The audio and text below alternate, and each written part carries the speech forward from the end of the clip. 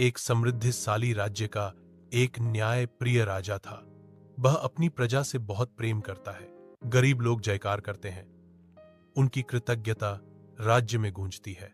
राजा बाहर से मुस्कुराता है, फिर भी अंदर ही अंदर सोचता है, क्या ये लोग वास्तव में मेरी दानशीलता से खुश हैं, या वे केवल लालच से मेरी जय जयकार करते हैं। संदेह की एक क्षणभंगुर छाया राजा को सोचने पर विवश कर देती है। एक दिन अंधेरी रात में राजा भेष बदलकर एक गरीब ब्राह्मण के घर जाता है। एक गरीब ब्राह्मण सावधानी से अपना दरवाजा खोलता है, अंधेरे में झांकता है।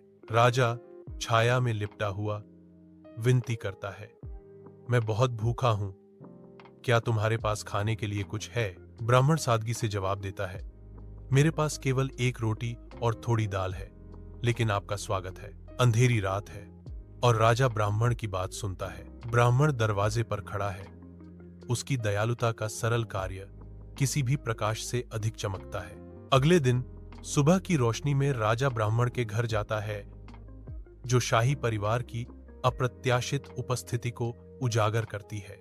ब्राह्मण राजा के सामने श्रद्धा से हाथ जोड़कर गहरा प्रणाम करता है। राजा ब्राह्मण से कहता है, ब्राह्मण देव, मैं वह गरीब आदमी था जिसे आपने कल भोजन दिया था। आज मैं आपको जीवन भर के लिए भोजन और धन प्रदान करता हूं। ब्राह्मण विनम्रता से उत्तर देता है, महाराज, मैंने जो कुछ भी किया वह मानवता के लिए किया, इनाम पाने के लिए नहीं। कमरा विरल रहता है। ब्राह्मण की निस्वार्थ भक्ति का एक स्पष्ट प्रमाण। राजा ब्राह्मण को धूप से सराबोर महल के आंगन में ले जाता है। राजा सभा में एकत्रित दरबारियों के सामने ब्राह्मण का सम्मान करते हैं। दरबारी प्रशंसा से अंकित चेहरों के साथ देखते हैं।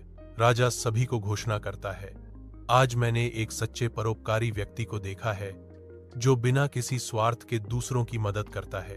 ब्राह्मण विनम्रता से खड़ा है, महल के हृदय में निस्वार्थ भावना का प्रतीक।